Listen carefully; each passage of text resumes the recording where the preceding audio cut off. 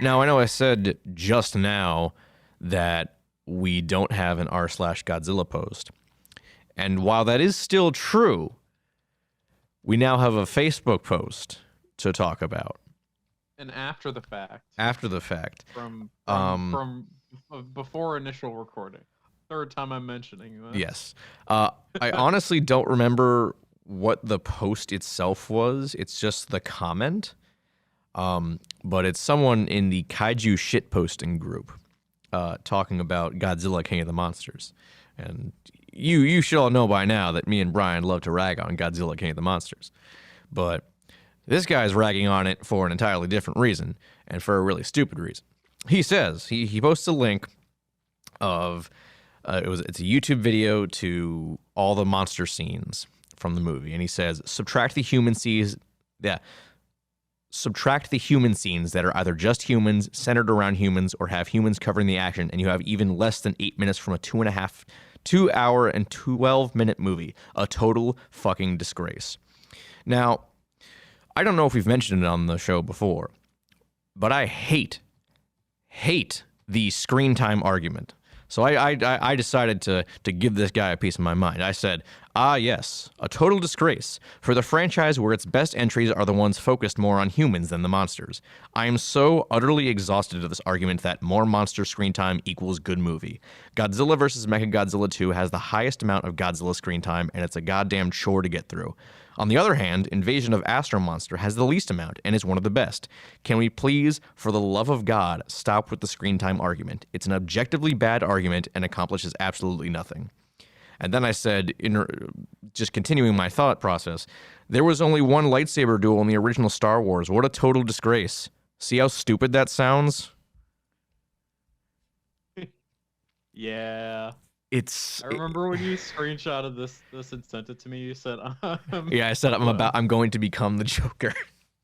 And then I said, Dave, it seems like you have a Joker moment every week. It's true, I do, and most of it is because of stupid Godzilla fans. Most of it is because you're still on Facebook. I mean, yeah, but I would probably still get it on Twitter or Reddit, either way. Well, I mean, I lucked out. I only have a Reddit. True. I can pretty easily ignore stuff. That's fair. But still, fuck the screen time argument.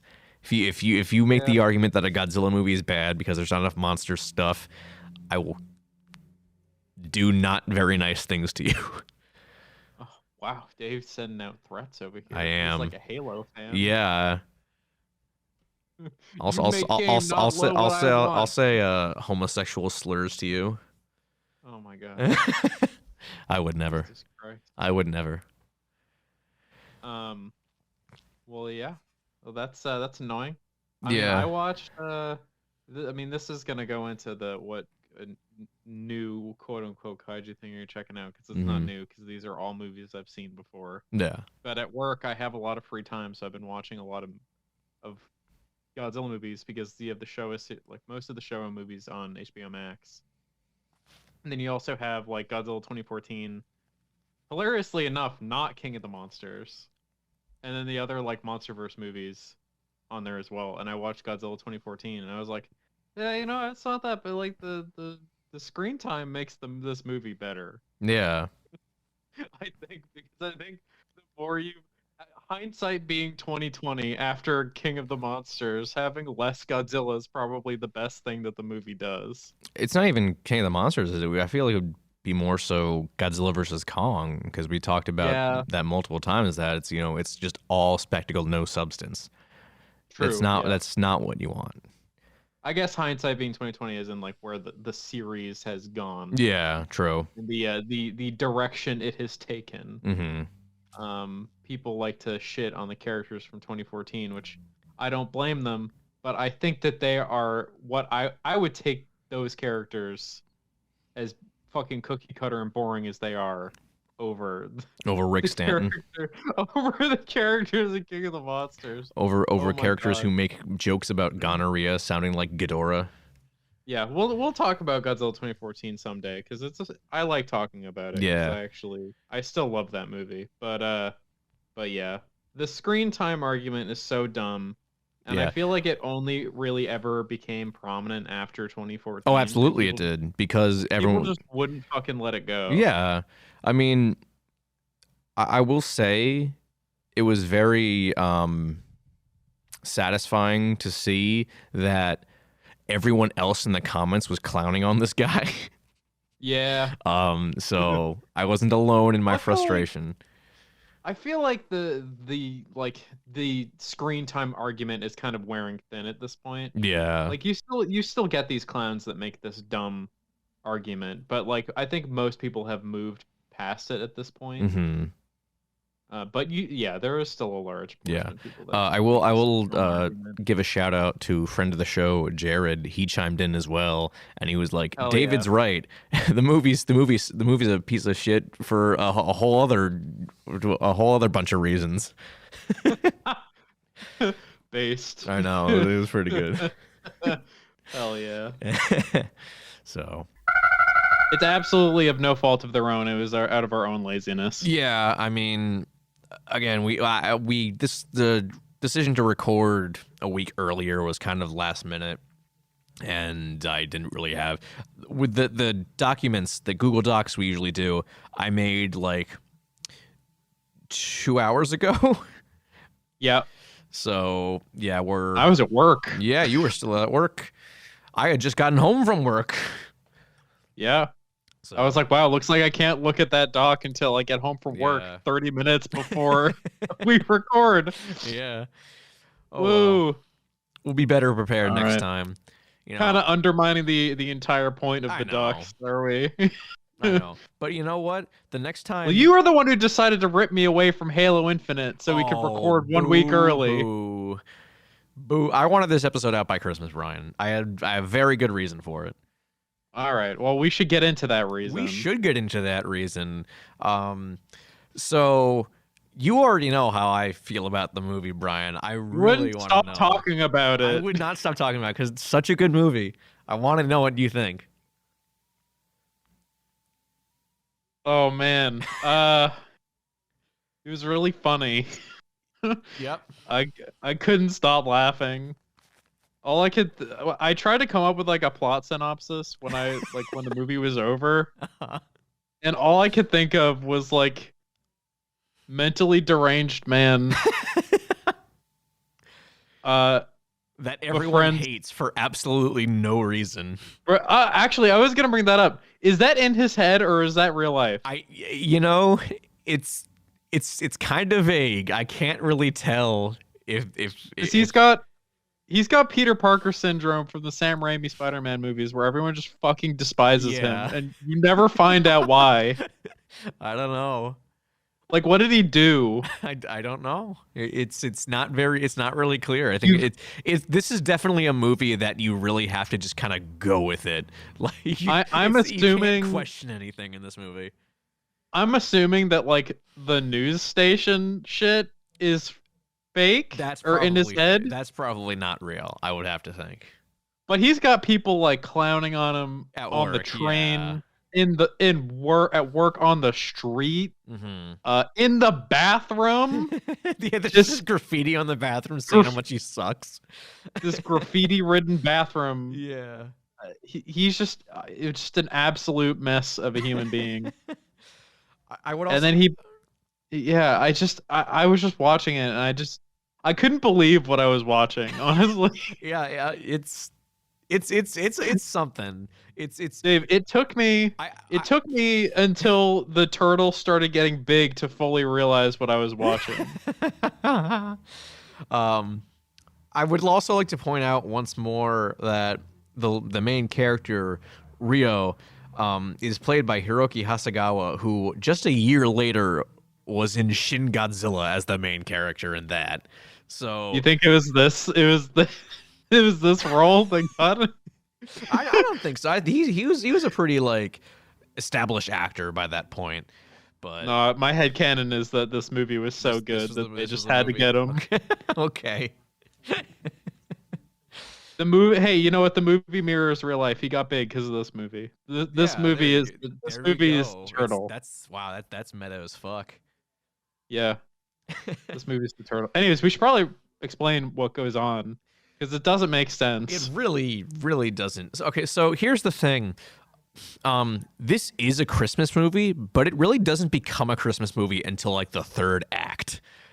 Yeah, Which is why I didn't realize it. Yeah, which is why that like when I watched it last year for the first time, like I watched it in August because I didn't know it was a Christmas movie, and then when it starts getting Christmassy, I'm like, wait, hold on, this is a Christmas movie. Why am I watching this now?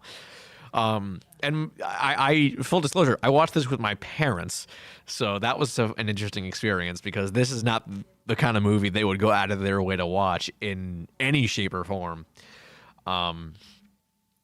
My dad kept questioning, is like, how is it? I don't see how this is a Christmas movie. I'm just like, just wait, you just gotta wait. Just wait. No, that was my evolution while watching this movie. I was like, because nothing was very Christmassy at all. You kept telling me it was. Yeah. And for the first until like the final third of the movie, it just wasn't. And I was like, Dave fucking bullshitting me. Like, I'm sure this movie probably like takes place in December, but because it's Japan, it doesn't look like it. And then at the end, it like abruptly changes to Christmas, and I'm like, an abrupt change because like all of a sudden, Santa's there, Santa's and a it's main like character. snowing, and then all of these Christmas decorations just appear out of nowhere, and I'm just like, what? What? I have to let's say, like, obviously spoilers. I mean, you guys know at this point we go into spoilers, but like, I absolutely love that this movie not even implies, but that during his off time, Santa is a sewer dwelling drunk. I'm okay with it. That's what I figured he'd be. Oh, so am I. It's just really funny that Oh my that's what they God. did with this version of Santa. This ties back to the last episode where we were talking about Santa and how he's one of those things that only exists because people believe in him. Yeah. Wow. What was it? Thought plus time plus concentration equals flesh. Something like that, yeah. And he lives in the sewer and drinks copious amounts of liquor. Yeah, mostly whiskey, it looks like. Which, you know with what? lots of thrown away toys. Yeah. So and some real actual animals too. Yeah, which is fun as well. And I still can't tell if like it seemed like Sulky was a toy, but like when Sulky, Maria, and is it PC? Yeah, PC and Pikadon all go out to find Rio. Like there's these two guys who see Sulky talking, and they're like, "Oh, that cat's talking," like referring to him as a regular cat. But then later in the movie, we see him in a box. So why are they? I think they just thought he was a cat because he's a black cat out at night. And they did appear to be drunk, so I mean, you never know. Yeah. Anyways, I think we should probably give a quick plot rundown of whatever the plot is of this movie. Okay, fair enough. Because it kind of doesn't care. It really doesn't. So, as we just said at the top, Rio, he's a goddamn loser. Everyone hates him for no reason whatsoever that we the audience are able to determine. And when we're talking like everyone hates him, we're saying like these like mid-30s adults like like actually like some middle school shit. Like middle school bullying on this man on like a very large scale. Yeah. Like putting what is it? Hazardous waste on his back. Stickers on his back all over his desk. Yeah. It's just like so comical. I couldn't even feel bad for him because I'm just like, this is so stupid. I know, no one does this. So he buys a turtle from some street vendor. He names it Pikadon, which apparently, according to the film, I don't know if this is like an actual thing in Japanese culture, but apparently Pikadon is the sound of an atomic bomb. So that's fun. I'm gonna look it up. Go for it. And Everyone. It is. Oh, okay, interesting. Oh shit, no, because Pikadon is the name of that short animated documentary with the really fucked up scene of the nukes going off in Japan. I don't think I've seen that. You don't want to. Oh, well. It's real bad. It's real bad. Like bad Yeah. as in not good or Disturbing. okay, that's what I figured. Because it's very graphic. Ah, very fun. I read a very bleak article about it Mm, and the people who made it. Yeah. gotcha. So he gets the turtle. He he confides in the turtle because he's kind of his only friend aside from what's her name, Yuko. This one, Yuko, one of his lady. coworkers, who's like the only one who like doesn't make fun of him. She's not really exactly nice to him. She just doesn't. She's make also fun of him. very awkward. Yeah. Wait, no, she's stoic. She's very stoic. Stoic's a good word for it. Yeah. She's stoic. She doesn't really show any emotion ever. Yeah. In the entire movie. She really doesn't. And she's again, she doesn't make fun of him, but she doesn't. She's not really exactly. I guess. I mean, she gives him the medicine at least, but like she also like says like it'll like hang in there or something like that. Yeah, but she doesn't like stand up for him at all. No. So I don't know. Anyways, he confides in the turtle. You know, he wants to be a rock star. He's a musician at heart. That's who he is. You know, he's an iceberg. Most of him's underwater, is what he says. And but then everyone makes fun of him for having the turtle, so he flushes it down the toilet. Fucking bastards. And you know, it was really funny. Like I could tell my mom was like enjoying the movie because like she audibly said, "Oh no," when that happened. That's what I thought in my head Yeah. as I sat there silent on my bed in absolute horror of what I was watching. Yeah, but no, my mom audibly said she was worried about Pikadon. But There was one part of this movie that I'll get to later where I did audibly shout something at 1 a.m. I don't even know what they could possibly be because there's It's way lamer than you think it's gonna be, but all right, can't wait. So he flushes Pikadon, immediately regrets it, and he's really sad about it. He sees this guy, the street performer with a guitar that looks like a turtle, and obviously he has like a, you know, well, the guitar looks like a turtle. Yeah, that's what I meant. Yeah, not the guy looks like a turtle. I thought it was clear that the guitar looked like a turtle. Oh well. Yes, the guy he sees a street performer with a guitar. The guitar looks like a turtle, so he gets really upset about it. And then later on, the guitarist finds him, and they kidnap him. Yep. They bring him into their van, kidnap him, put a leash on him. Yeah, no, they straight up tear him off of the street and Yeah. put him in this van and like strangle him. Yeah, and then they force And then him they to put a- perform at yeah, a concert that's happening on like in the middle of a square for some reason. It's so weird. I was like, where are they? Yeah, and I thought they were in like a back lot. It looked like a back lot. No, man. But anyways, he ends up, because he's a musician, he ends up performing this song that he wrote for Pikadon. You know, it's like, oh, Pikadon, I'll never forget you, etc., etc. And everyone's like, holy crap, this guy's amazing. And so there's that. But then Sign him on, do a record deal. yeah. And then we cut back to Pikadon, who's going through the sewer, and he finds this kind of haven for lost toys and or pets. I think this stuff happened in reverse order. I think Pikadon I- ended up at the homeless man shelter before, and then he got big after because he wished. That's true, yeah, because all the toys can talk, and the animals, and because they ate candy. yeah, and they are all like, oh, Pa, give and Pa is the old drunk dude who we later find out is Santa Claus.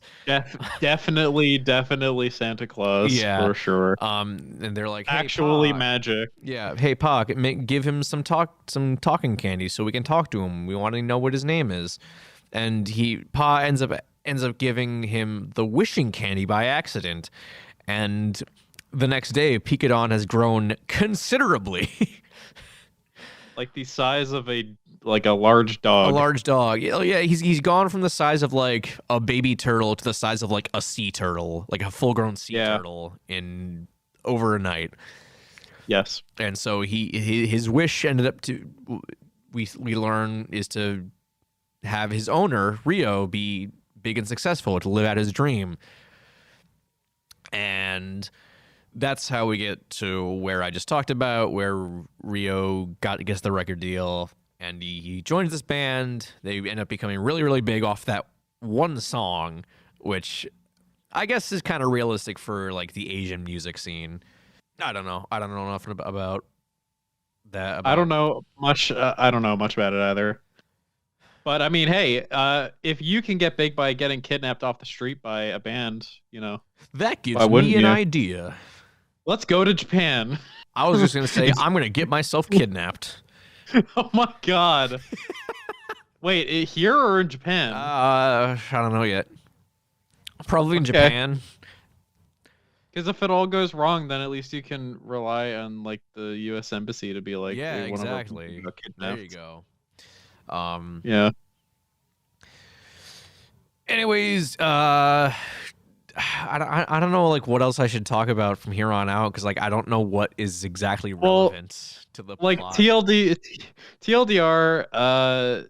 Rio kind of just keeps getting more famous, and then he kind of turns into a cock. He really does. He's like super rude, but he like I don't know, like he gets really famous. He's with this band. The people who kidnapped him too. He quits the band, and then they get all, and then they're just like, "Oh, we hate you." And then he's just like, "I'm better than you, but you can still play with me." Yeah. And So then like, they're like, it's "Okay." still the same band, but it's under his name now. It's literally just a glorified name change. Yeah. And he announces that they're splitting up in like the most like ridiculous way possible. It's in the middle of a show, which is really funny. It's in the middle of a show on like a very upbeat like chorus kind of thing. Because he's singing the song. He's singing the Love and Peace song. Yeah, and he's just like, tonight we're breaking up. Yeah, or whatever, and everyone's just like fucking screaming, and it's just like all like upbeat music in the background. It's really jarring, but really funny. There's a lot of moments like that in this movie where it's just like very just like tones clashing. It just doesn't make sense. This is definitely a movie where it's hard to like pin down the genre, because it's kind of all over the place. Yeah. Anyways, but throughout this, Pikadon keeps making wishes to make Rio get more and more famous and whatever. Yeah. And therefore, Pikadon keeps getting larger and larger. Mm-hmm. And he ends up helping Rio writing more songs too, because he loves his owner so much that he escapes the island of misfit toys, as it were, to go help him write songs. Which helping him write songs is singing melodies in his cute little turtle voice and knocking over books, knocking over a bunch of shit, which is knocking really, over really a bunch funny. of shit. Yeah, even it is weird though, because I know that it's trying to critique this movie is utterly ridiculous on my part. Yeah, but the first time where he is like the first time he's like transmitted lyrics, it's like a dream. Yeah, or some shit. He was like walking down a hallway and he sees all these posters. Yeah, it's a hallway, it's like a street. It might not. It's almost like not even Pikadon doing it. It's actually him writing the song. Yeah, but then later Pikadon has to go there to knock a bunch of shit over and show him the lyrics, and he can't do it on his own. And it happens once, and then the other time he like does it in public. Mm-hmm. And then everyone's just like, "Oh my god, a turtle!" And then it turns into the super sad horror scene where these government agents kidnap Pikadon and bring him down into like this laboratory and basically torture him. Yeah, it's a very It's a very drastic tonal change. Hold on. And then at this point in time, the turtle Pikadon gets the nickname Love. Yeah, which is like, what? Well, because Rio's going like he's as big as he can possibly be, and he's like he's in the middle of a press conference. It's like isn't it like right after they break up? Yeah, it's right after they break up, and then he's like talking about like he wants to like go solo or whatever. He thinks that like and then the record deal's like rotting him or whatever. Yeah, Pikadon comes There's up a bunch of shit out of nowhere, and everyone's like, "Holy shit, that's a big fucking turtle!" And Rio's like, "No, this is my partner, Love. We have a telepathic link. My next song is going to be about conserving nature. I'm gonna write the song right now in my head and psychically transmit it to the turtle. And because Pikadon's the one who writes all the melodies, we get the melody, and everyone's like, "Oh man, he's telepathic with the turtle." And because the song is Love and Peace, he's like, "I'm peace and he's love. Together we're love and peace." And so now the turtle's name is Love, and then they capture the turtle and fucking torture him. Yeah, it's it's something. And then the most bizarre part of this movie is that is it really the most bizarre part? Not the most bizarre part, but I'm not going to talk about the rampage just yet. But you have this entire other subplot, of these other toys, trying to like go back to their owners. Go back to their owners, and like they're all mad at Santa because they're just or Pa or because they think he lied to them about being able to go back. And then they're all like walking around like the real human world, and somehow no one notices them. Yeah, even though they're hiding in a very large box. Yep. Actually, they only notice the box, and they walk past it, and I love that part of the movie because I kept thinking to myself, are these extras, or did they just get a giant box with an animatronic turtle, and that'd be phenomenal. They could go down the street. I want to know because that's something I could see them do to get like a genuine reaction. Right. It'd be funny. I gotta know. Anyways, yeah, it's just a weird subplot. It's like I don't even. This is where it turns into a Christmas movie. Yeah, because at this point it's like Christmas Eve. Everyone's trying to get back. All the toys are trying to get back to their families, and then like Santa puts them all to sleep, and we learn that this is kind of a never-ending cycle of him giving out the toys to children on Christmas Eve, and then the children kind of throw them away, and they end up right back there, which is kind of really depressing. Yeah. Well, it's funny because you have the scene of Santa or Pa fucking drunk out in front of a vendor saying, "Oh, you'll throw it away anyways." Basically trying to deter people from buying more shit. Yeah. And I'm just like, this guy is based as hell. I only noticed this on my second rewatch because I knew it was coming this time. I really like how when he's doing that, and the guys and the vendors are dressed like Santa, he's like, "Oh, you're Santa Claus? Yeah, okay." That's incredible. I didn't even realize that. Well, I just loved how he was parading the vendors. Yeah, no, you wouldn't have realized because you didn't know about that twist that he was Santa. And I only noticed it. This plot twist that it's just like, oh yeah, this guy's Santa Claus and he's magic. Yeah, and you don't even really like get a sense of it until like during their little Christmas party, a reindeer just randomly shows up. Yeah. And then in the next scene, he's like dressed in full Santa gear with like full beard. And also his workshop looks like pristine. Yeah. At this point, and it was like a shit show before with like liquor bottles all over the place.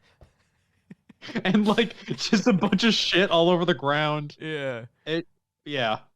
Just a wild ride from start to finish.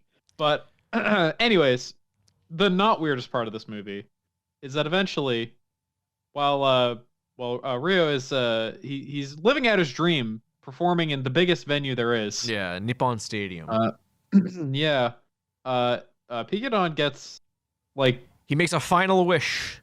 he makes a final wish and he gets huge. He gets kaiju sized. This is when I screamed out, or I audibly said, "Oh hey, it's Gamera" at 1 a.m. Oh my god. It was pretty lame, but I did it, and I didn't. I was like, "Oh, I should probably go to bed, huh?" It's honestly like my favorite. That's like honestly my favorite part of the movie. Not because it's like your typical kaiju rampage, but because it's your typical kaiju rampage in this movie. In a movie like this. Pikadon is having like a blast. Yeah. He's got this big fucking smile on his face. Yeah. All the civilians are waving at him because they know who he is. Cute. Yeah. And like you have the music playing from earlier when he was still a small little turtle of like when Rio still had him, and it's like this kind of cutesy march. And like there are explosions everywhere, and the JSDF is shooting at him, and there are tanks shooting buildings. At him. Yep. It's such tonal whiplash. That's why I love it so much. I do love the little like announcer that's just like he's like there's so much destruction, but everyone can get away from him because he's so slow. So slow, yeah. Just a shot of like a bunch of people just like waving at him. Yeah. He's making his turtle noises. It's great. I really like the scene where it calls back to when he was a little turtle and Rio made him that little like racetrack kind of thing, and where he's going on a straight path, and like it's the big one. It's the big Pikadon, and he's going down like the still looking like a little arts and crafts project, but like there are still explosions off to the side here and there. Yeah, it's so good. It's so good. It's like the best part is like it probably wouldn't be as effective if it wasn't shot so goddamn well. Like it's very much like it's of the same quality of filmmaking as any of the destruction and miniature sequences, not miniature, but effects sequences in Gamera 3, which is like the absolute platinum standard for kaiju films. Like it's shot that well. Again, it's in this movie. It's so good. It's incredible how well done it is. Honestly, if you're not at all interested in dumb human shit, at least watch it for this. Yeah. But like even then, still watch it. Still watch it for the human stuff because it's funny. Yeah, I can't see it's someone so funny watching this and like complaining about the human shit because it's so ridiculous. It's so balls to the wall ridiculous that you like can't turn away. Like you actively can't be like, oh, I just want monsters. Eh. They are like the people in this movie are like caricatures. They really are. I mean, it's mostly just Rio who's a caricature. Like, but even the lady is too. Yeah. And all of his work people are basically caricatures. Yeah, but we don't really see them after like the first act when he starts getting famous. Like we see him every so often, like the main guy who bullied him, the tall dude with the glasses. He shows up at the final concert and he wants an autograph, and Rio just kind of slaps it out of his hands. Yeah. Oh my god, you're right. But yeah, that's really the only time we see him after that. Yeah. I just like. I still don't really know how I feel about the ending of this movie though. Yeah, because it's just kind of like I feel like Rio gets off too easily. I don't know, like what happens to him. Does he like revert back into a loser, or is he still like famous? I don't know. I mean, obviously, like his name is still famous, I'm sure, but like he might just like kind of try to stay out of the spotlight. But I don't know. I feel the thing is I don't know how I feel about like Yuko going after him because like he was kind of a dick. He was a dick to her. Yeah, I don't think he doesn't deserve the girl in this. As soon as he got famous, he up and dropped her. Yeah, like immediately. He didn't care. This movie has a lot of also something weird that I noticed was this movie has a theme of people using other people. Yeah. There's a lot of that going on. Mm-hmm. And that's the vibe I got with him and Yuko. So, yeah, I think you're right. He got let off too easy. I have a couple funny messages that I exchanged between Allie and I when I was. Oh, please share. She wanted to Skype call with me because she was bored, and I said no. I gotta watch this movie, and I gotta should have watched this together. pay attention. She didn't want to watch it. Oh, boo. Yeah. And then I said, "This movie is so weird," and she said, "How so?" And I say, where do I begin?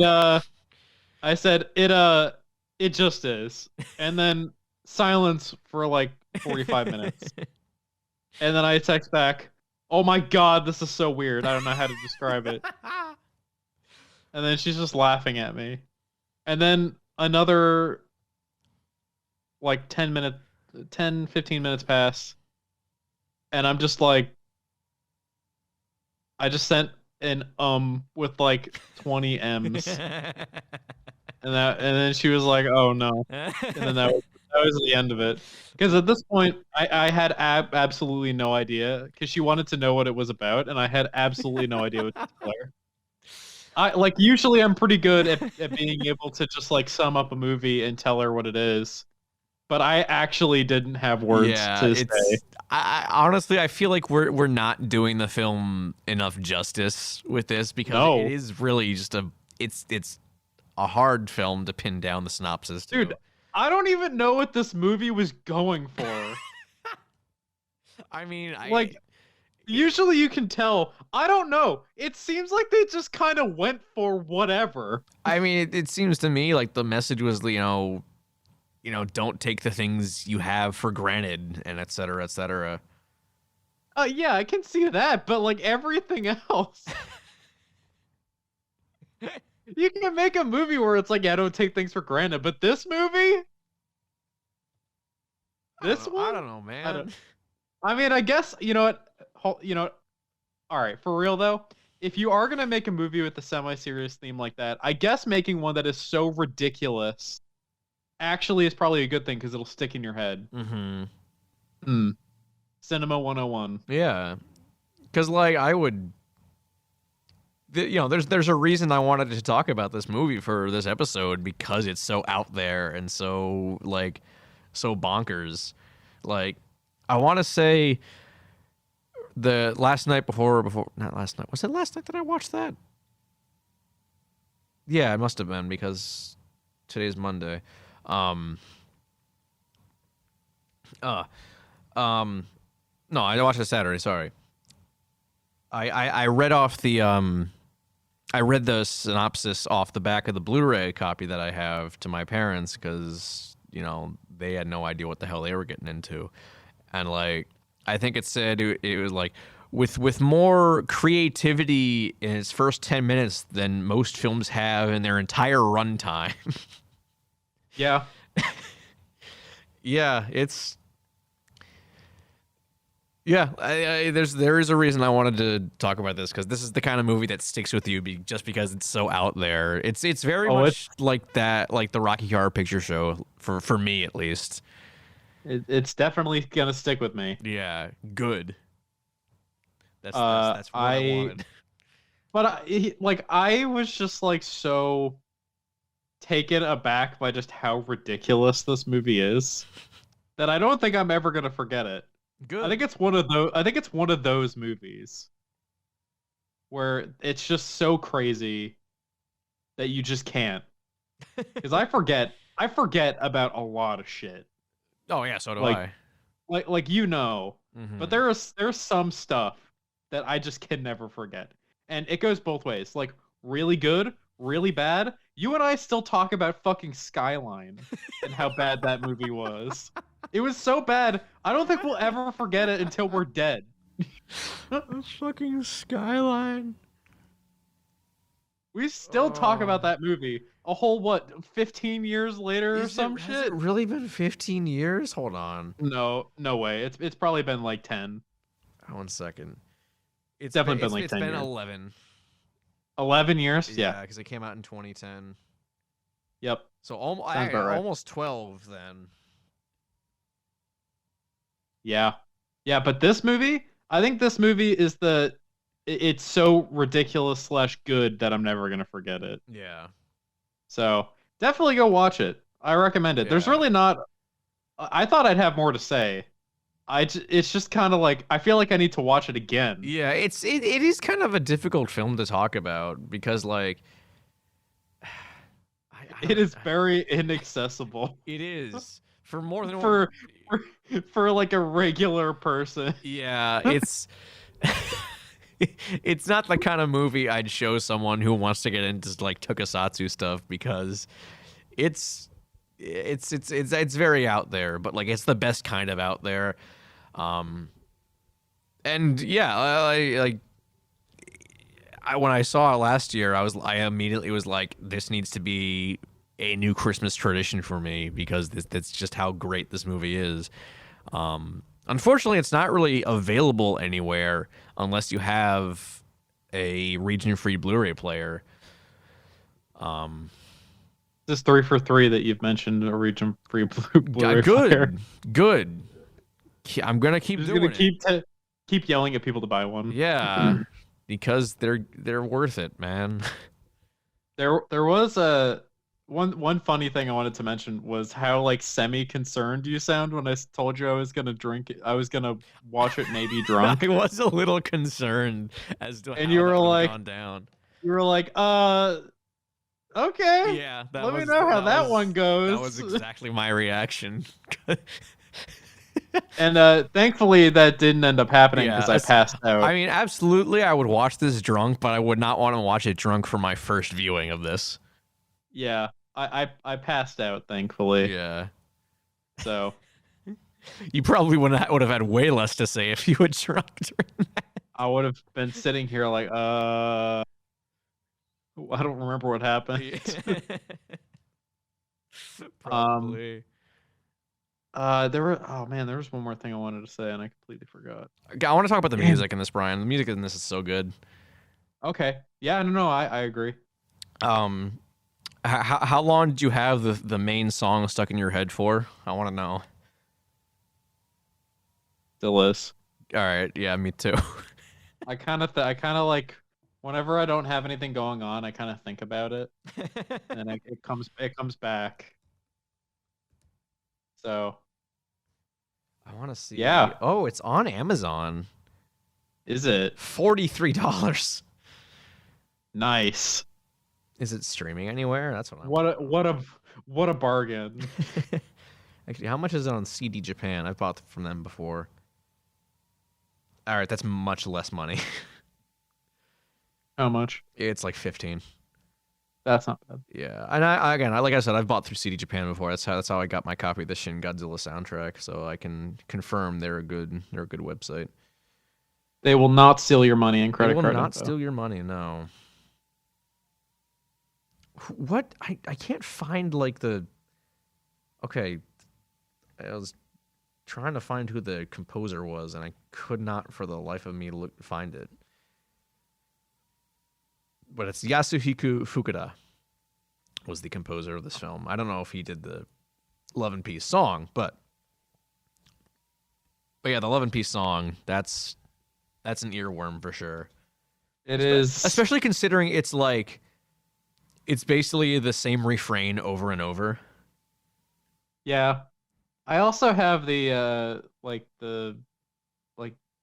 Pikadon tune from when he's really young.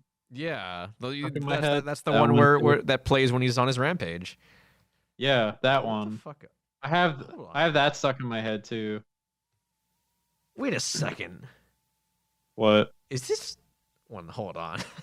Hold on. I gotta see something on this. I gotta go to this guy's IMDb page. Whoa. That's a noise. Did you find a startling discovery? I think I did. What is it? I found a very startling discovery. If this is true, And I can't. It's not even on his IMDb page that he did Love and Peace, but that's what it says on CD Japan. So I have to imagine it is him. I don't know. I don't know. He not only did he do the music for this, he's done the music for a bunch of the Bomberman series. Okay. Oh, he did the Monster X Strikes Back, which I've never seen. But more importantly for us, Brian, you and me personally, he did the music for one of the shorts in the ABCs of Death. Oh no! God, fuck. That's that, Hello, everyone. There were some technical difficulties with the recording. As you just heard, it kind of cut off right in the middle of a conversation we were having about the music for the film. We're not really sure what caused it. I didn't see anything wrong on the board when we were recording. I still was able to hear Brian perfectly fine. It kept recording. It just wasn't picking up any audio. So very sad. Yeah, I was a little annoyed about it, but we're back. We're recording again to kind of wrap things up. I don't really remember what else we talked about after the music, but I don't seem to recall anything that important. I think the last thing that we talked about before it got cut off was just like, this movie is hard to talk about because you need to experience it. Yeah. And like, we can say what happens and shit, but like, you should really just go watch. I mean, we already really said everything that happens, basically. But yeah, no, I think you're right. Like, it's definitely a movie that I think I remember you saying that even though we spoiled like the entire movie for you in this episode, like, it's still a film that will absolutely take you by surprise by just how balls to the wall crazy it is. Yeah. And stuff happens that isn't plot related. Yeah. But is still absolutely bizarre. And even like, and we said it earlier multiple times, I'm pretty sure, the fact that we really just were not doing the film justice talking about it. And like, I don't think it's even possible to do the film justice. Because like, yeah, I talked about how great Pikadon's rampage near the end is. But like, you cannot get a sense of just how good it is unless you see it for yourself. Even if we describe it to you in like pretty good detail. Yeah. There's no way it will be as effective unless you, the listener, sees the movie. Yeah, so it's a very visual, like, you need to lay your own eyes on it. Yeah, and that can be said for literally everything else in the film. Like, I don't like this saying, but like, you need to see it to believe it, you know? Yeah. It's not real until you watch it. Are you bringing back the Santa Claus thing, Brian? Because it certainly sounds like you're bringing back that Santa Claus thing. Thought plus time plus concentration equals flesh. But instead it's thought plus time plus concentration equals this movie. Equals love and peace. I'm okay with that. Equals love and peace. Yeah. That's so good. I'm going to say that from now on. Okay. I mean, believing is a big part of the film. I think we talked about that before, but it's true. It's a part of it. Yeah. Yeah. I mean, Santa literally exists in this movie. Well, yeah, but I was talking more about the fact that Pikadon believes in Rio so much that... Oh, that's fair, yeah. Yeah. You're right. Forgot about that. No, actually, I didn't forget about that. I mean, this is a whole week after, so... It is. I have an excuse for forgetting. Yeah, we both do. This is all Dave's fault. How is it my fault? This is all Dave's fault. He dragged me back here to record the last half of this podcast. Would you rather I've done that, or would you rather I have just cut the episode awkwardly at the 1 hour mark? Oh, that would have been so weird. Yeah, mind, exactly. Right. You shut your mouth. God, audience, why do you care so much? Why do you make us do this? No one's really making us do this. It's That's not like true, we we're have doing that it big an for audience. Yeah, you're right. Okay. I'll stop berating nobody now. Yeah. Okay. But do we want to mention anything else until we move on to the next segment? Um, was this the episode where I said like where I talked about how my sister got really into Evangelion? I think so, actually. Okay. Yeah. Yeah, I think it That was. was I its own think I did. segment, kind of. Yeah, I had like a mini. Okay, all right. Well, I guess I might as well mention that Okay. again. All right. All right.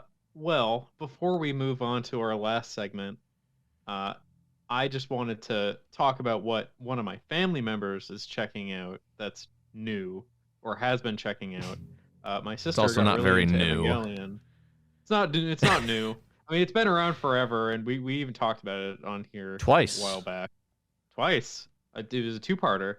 Anyways, I convinced my sister to watch Evangelion, all of it, and she got through the show, and she gave me like episode by episode updates, and also watched End of Evangelion, and her reactions to that movie were probably some of the funniest things I've ever heard, because they were just I can only imagine. it was because I had, like I have had knowledge of this show. I knew how weird it is because everyone told me how weird it is, and I'm in the know generally. But my sister had zero idea of what to expect, and I can only imagine how fucking floored she must have been when she saw Big Ray come out of the earth, and all the other shit that happens in that movie, and how I don't know, everyone fucking dies and shit in horrible horrible ways. But yeah, it was really funny to hear about it. She liked the show a lot. That's actually good. Has she started watching Rebuild yet? I don't think so. Okay. Last time I talked to her, she had just finished End of Evangelion, and she was telling me about how all of the very existential stuff makes her feel not so good. Nice. That's kind of, yeah. She really hates Gendo a lot. Okay. She also really hates Asuka as well. Okay. She really hates her a lot. Why? Which I found to be really funny. I mean, she's an unlikable character when you first meet her, but like once you start to get to know her, like in my own sister's words, she's a bitch. I mean, okay. But she has reasons for being a bitch. I agree with you. I actually, you know what? I don't know, because when she told me that she hated her, this was like maybe like three quarters of the way through the show. Oh, okay. And you don't really find out why Asuka is the way she is until pretty late, I feel. Yeah. So I don't know. I actually should follow up with her and see what she thinks about her now afterwards. Yeah. That's a good idea. So yeah, but she hated Gendo throughout the whole show. And finding out that Shinji's mom is just, Shinji has a mom in two different places during the show. And it's just, yeah. And she knew about one of them, but when I explained the other one to her, she was a little confused. Understandably so. Taken aback. She didn't put two and two together and think that and she got confused about Ray. And so I had to explain Ray to her, and I think I told you this, but she had messaged me saying, I hate how Gendo is simping on Ray. And I was just going like, oh no, Lauren. No. You have no idea. And so I had the satisfaction of explaining that after the fact, and that was fun. So yeah.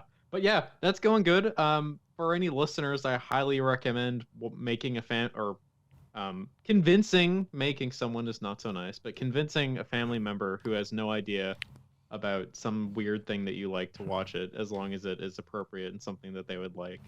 Translation. Brian says you should all pull a Clockwork Orange on your family and make them watch Evangelion. Yes. You too will have a Joker moment. Yeah, it's fun. It's fun. So I can't wait to hear what she thinks about the rebuild movies. Yeah. Because I mean, the first two are, they're pretty similar to the show, but the Mhm. last two go kind of Yeah. fucking all over the place. So I am very interested to see what she thinks about that.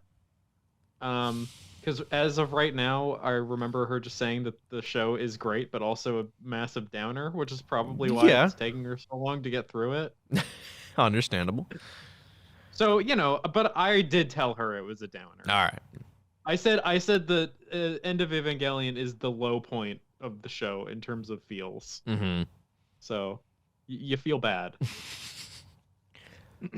It's a not good feels, a bad vibes movie. Absolutely. Yeah. All Okay. right. Well, that's the Shall we end of my move mini on? segment. Yeah. All right. Yeah. So Brian, what new cool kaiju thing have you been checking out right now? Well, I don't remember what I initially said. I don't remember what I you don't did think either. I don't think I said anything. I know I didn't say anything. But I guess I kind of mentioned it earlier. I've been watching a lot of movies at work because I just downloaded HBO Max, and I've been watching a lot of like the Showa movies, the Showa Godzilla movies. And I remember telling you this, but one day I was just like, you know what? I'm gonna watch Ibra, Horror of the Deep, just like on a whim, and it was great. That movie fucking rocks. It's so good. Like I've seen it before, and like I knew I loved it, but I just watching it at work, just fucking hilarious. That movie rocks on itself, but man, it made my day go by so fast. It's like 100% unironically like one of my favorites. It's ridiculously underrated. It's legitimately in, I don't know about my top 5, but definitely my top 10 of the entire series. It's so I think it was Jun Fukuda's first outing in the franchise, I want to say. Yeah, no, it was, because everything else was basically Honda up to that point, I want to say. Other than Godzilla Raids Again, everything was Honda. So yeah, that was really that was Jun Fukuda's first outing in the franchise as a director, and he was like a big he was like a big action film director in Japan around the time. So I he definitely brought a very different, unique kind of style to the franchise, and you can really feel it. People call it like the James Bond of the Godzilla franchise, and like I think that's a very apt description because there's literally like an evil bad guy base, and the evil bad guy has like an eye patch. Yeah, it's very much a classic like Sean Connery style Island of Doom kind of setting. Yeah. Oh, and then at the end of the movie, the whole fucking island explodes. Yeah, it is hilarious. And Godzilla does a goddamn cannonball off of it. He does. And he's like unsure about it too. He's like, should I leave? Even while like all the main characters are like, Godzilla, you're gonna fucking die. You gotta jump. He's like, I guess. Everyone was just like, yo, get out of there. I know. It's very funny. It's such a good movie. Yeah, and that score. Ooh, that score. Yeah. A nice like surf the music rock. was great. Because I wasn't able to like watch it all the time because I was working, so I was kind of just like listening to it, looking up every once in a while. But man, that music, dude, was so I also good. think that Ebura Horror of the Deep features my favorite Akira Takarada performance in the franchise. He's so good because like up until that point, he's kind of always played like. He's kind of played like a good guy, and I guess he's still a protagonist in this movie, but like he plays a bank robber in this movie. I wouldn't exactly call him a good guy, Yeah, but they steal a fucking boat. Yeah, from him that was already stolen, that he already stole. Theftception. Yeah, so good. no, Takarada is phenomenal in this movie. He's probably one of my favorite parts. Yeah, I mean, since you're, anyone listening to the show, I assume you've seen it. But if you haven't, please go. watch it. Definitely give it a chance. Please. It's super underrated. Yeah, I adore it. And aside from that, I also watched Terror of Mechagodzilla. For some reason, Godzilla versus Mechagodzilla only has the English dub on there. But the English dub On for HBO Max. Mechagodzilla is phenomenal. Yeah, I know, but like, I don't know. I just thought it was kind of weird how like the like all the other movies had like the Japanese and the English, but, But no, it they was just not- they didn't have an option. yeah, Interesting. I Okay. don't know, just an observation. But anyways, I watched. Oh no, I did watch Godzilla versus Mechagodzilla as well. But I watched Terror of Mechagodzilla, and I remember messaging you, and I forgot that there was like,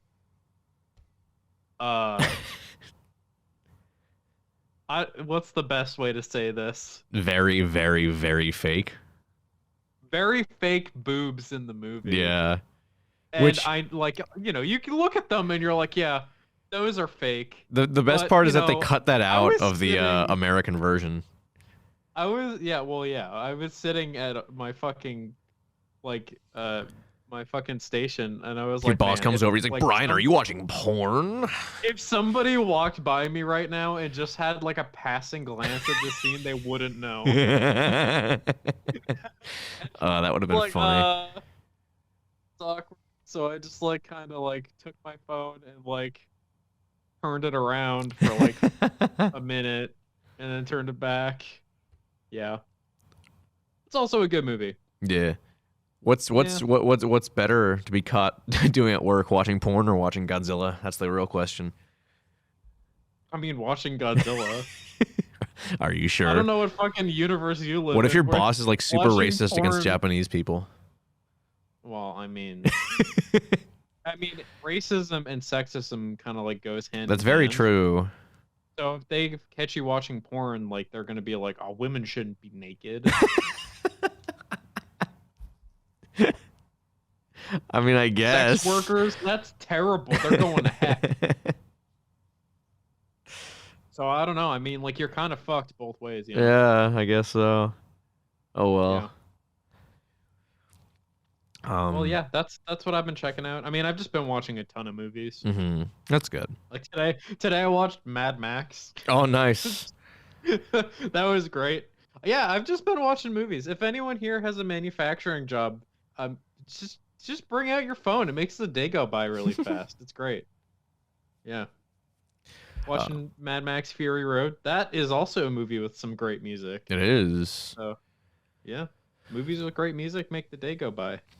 As for the kaiju thing I've been checking out recently, it's not really kaiju, but it has prosthetic creature effects, and we've stretched the definition of tokusatsu on the show multiple times, so I'm going to use it for this. I've been watching Midnight Mass on Netflix, and Jesus fucking Christ, Mike Flanagan, you're a goddamn genius, I swear to God. He has definitely proved his worth in the pantheon of, being one of the top modern horror directors, because this is easily the best thing I've seen from him. The last two shows for Netflix he did, which were The Haunting of Hill House and Haunting of Bly Manor, I quite liked Hill House. Bly Manor I enjoyed, but I didn't love it. Gerald's Game, which is the only feature film I've seen of his, is really, really good. But this is like on an entirely different level of quality from those. Like, it is insane how much better it is than anything he's done. And again, I love everything that I've seen from him in the past, but this is just that much better. Yeah, I've been meaning to watch it. Yeah, the performances alone, like from Hamish Linklater, who, for anyone who's watched Legion on FX, he was the I can't remember his name because Legion ended like 3 years ago now. He was the doctor who was blind in one eye. He was like scarred on this one side of his face. That was Hamish Linklater, and he plays like the main character in Midnight Mass, and he is so incredible in the role. Like, he has so much charisma. It's insane, because I'm sure there are other things other than Legion that he's been in where he's had those acting chops, but this is the first time I've seen him in anything other than Legion, and I was like, oh my God, I can see why everyone was raving about his performance in this now. Yeah. Also, I think it's episode 2. Episode 2 opens with a 7-minute long tracking shot. Oh hell yeah, I love shit like that. It is and I recently read an article about it. It popped up on my Twitter feed. It's the best. I love when I love realizing something's a tracking shot. Like, because it does take a second for you to go, oh, hold on, am I seeing it? Am I seeing what's happening right now? Is that actually happening? And then it just keeps going on, and I'm like, how on earth did they accomplish this? This is incredible. And the most wild part about it that I learned from reading the article, they didn't film that scene on a soundstage. They filmed it outside on the beach. So like they were relying on the sun for natural light, and that's, for anyone not in the film, that is not that's not an easy thing to rely on for light using the sun. Expensive if you fuck up. Yes, it is. It's another extra day. Exactly. You're gonna have to use. But yeah, no, it's incredible, and there's a big spooky monster in it. I won't spoil what it is, but they do this thing. A lot of the times it's shrouded in darkness, and the creature, it has eye shine, which for anyone who doesn't know what eye shine is, a lot of animals, if you shine a light, the backs of their eyes will reflect that light, and that's when like if you see like a dog or a cat in the dark or something, and that's why it'll be like, oh, their eyes look like they're glowing. That's what eye shine is. So they give that to the main creature in the series, and I've seen eye shine done. What's the word I'm looking for? I don't know. But I've seen like fake eye shine done in movies and TV before, and it's never really looked that great. But this is done, I don't know what they did differently here, but this is done in such a way that it looks like actually kind of natural, and it is so fucking unsettling. Like, I get chills every time I see it because it's just so effective. And, Rahul Kohli's also in the show, and anything with Rahul Kohli is something he's a gem. I'd fucking love. I was talking to my Doritos Connections and Mountain Dew co-host, Howard Miller, about the show, and I was telling him that Rahul Kohli was in it. He's like, oh, who's Rahul Kohli? So we went to his Wikipedia page, and for Rahul Kohli's personal life tab on Wikipedia, it's really short. It's like 2 sentences long. One of those sentences is, he is an avid gamer. Yep. He also is. He does live recordings with Bruce Green and co, reenacting the entire script of the prequel Star Wars movies. I'm so upset I only just found out about that.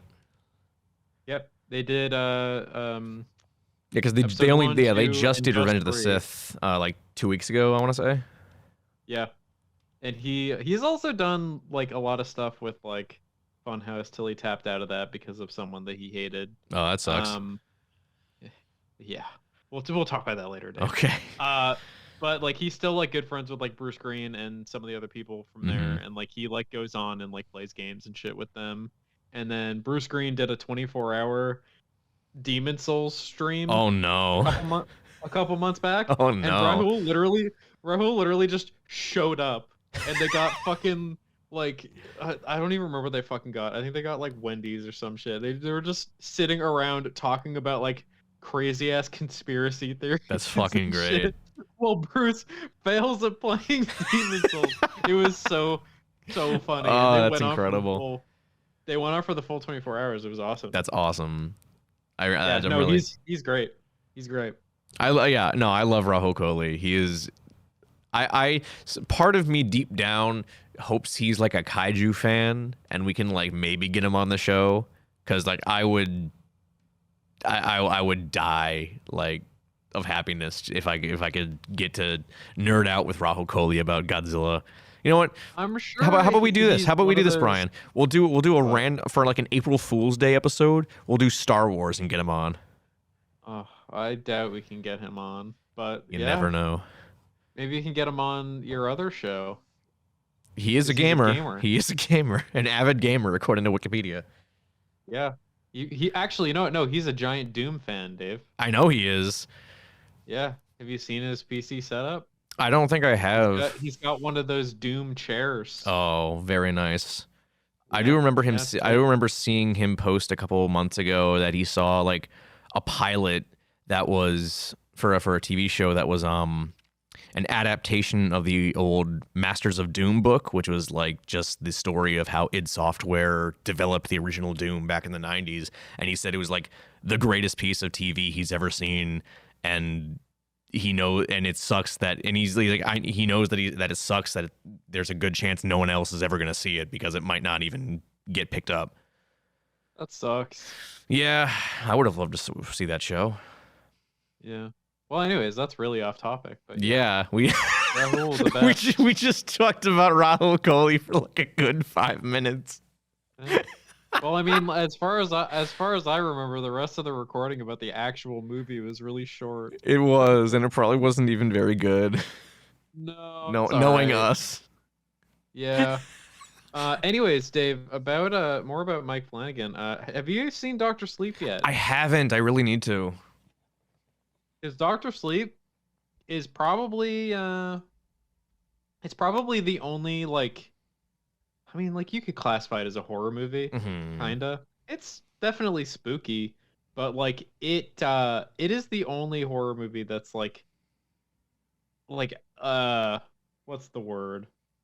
I don't know. That has like legitimate like spectacle. Really? Okay. It's great. And not like bad spectacle, like that's all there is. Like the character work is still fantastic as always. But it is super good. You should definitely watch it. I've been meaning to. The only weak part of the movie is probably like the end. Okay. But I'm not gonna tell you anything because I think it's worth watching it yourself because I've heard a lot of different opinions on the ending. I've heard a lot of different opinions that. about the ending of Midnight Mass, actually.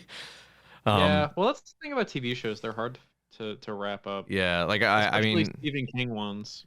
Well, I think Midnight Mass was all an original idea. Like I was referring to. Okay, yeah, because Hill House and Bly Manor were adaptations of like old horror novels, but I'm pretty sure Midnight Mass was an entirely original idea from Flanagan.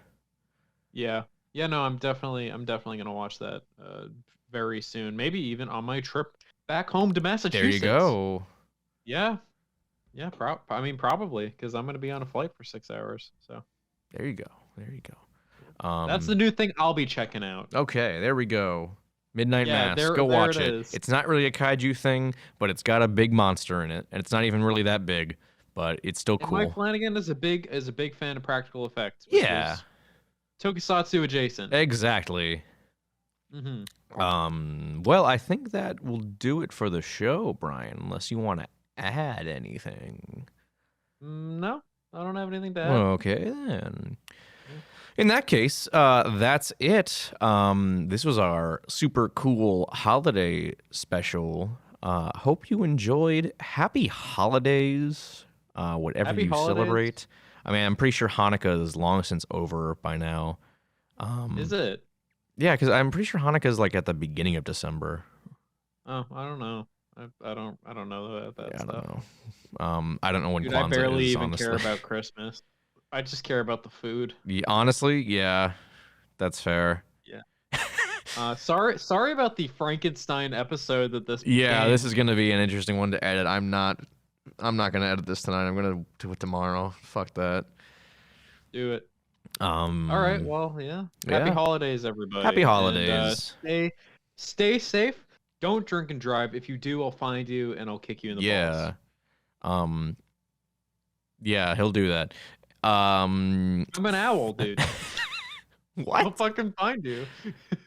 What does that mean? I'm saying that because my Discord picture is a fucking owl. Oh. And I've been staring at it for like 5 minutes. It's so funny.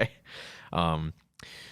Go follow us on Twitter and Facebook at Talking Toku, or don't, because I really very rarely update those, but we are much more active on our Instagram at Talking Toku Official. Yeah. Brian, you still never posted that cool thing that Allie made you. I will post it. Maybe even tonight. Do it. You should. Because I already took the picture. I just forgot. Yeah, I know you took the picture because you sent it to me. That's true. I did. Yeah. Okay. Well, I'll send it as a teaser, and then once you listen to this, and you can look back on to the Instagram page and be like, oh, that's what he was talking about. Yeah, that's really cool and neat. So yeah, do all of that. Donate to the Brush of the God Kickstarter. Yep. I've been meaning to do this for the past like 3 or 4 episodes, but feel free to join the Kaiju United Discord server. Brian and I are both in that server. I'm pretty active in there. I've never seen Brian interact there once, but that's okay. I am never active on anything other than my own Discord server, but I do stalk. That's kind of creepy. As in, or what's the word? Lurk? Lurk, yeah. I lurk different servers. There we go. I stalk people online. I stalk people online. No, I just lurk in different servers. I look at what's going on. Most of the time, I'm like, wow, that's dumb. Going back to my server, and that's what I do. But yeah. Go check out the Kaiju United Discord server and Facebook group. I'm not really active on the Facebook group. Brian's not even on Facebook. But jump in on Discord and then say hello and give us your thoughts on whatever. I don't know. We don't really, honestly, there's not a lot of kaiju talk in the server. It's mostly talking about Marvel stuff and Ultraman. COVID boosters, yeah. Oh yeah, go get your booster shot. Yeah. Mine kicked my ass. Brian's didn't. Yeah, I was completely fine. Yeah, I was. I woke up the day after early, and I thought I'd be fine. My arm was just a bit sore. I'm like, I'll probably be able to go to work today. But I went back to sleep because I wasn't. Normally I go to work at 9, but that day I wasn't in until 11, so I decided to get a couple more hours of sleep. Woke back up, everything hurt, and I was very cold. So I'm like, I'm not doing this today. I'm not going to work today. Yeah. Yeah. So get your boosters. Just do it, man. For God's sake. And maybe take the day off after. Take the day off, depending on how you feel. Like Brian said, he was fine. I wasn't. But you know what? It's worth it. It's worth it for the one day off. You can do that. You can afford a day, taking a day to recover from something that will ultimately help save lives. All right. Yeah. Just do that. All right. Okay. Well, we're going to end this now. There we are. Happy holidays. Happy holidays. Goodbye. We'll see you in 2022 because that's when our next episode will be. I'll see you next year. Shut the fuck up, Brian. But you won't. I'm seeing you in next week. No, I'll see you. Yeah. I'll see you next week. And then after that, I'll see you next year. Okay, there you go. All right. Happy holidays, everyone. Happy New Year. Have a good one.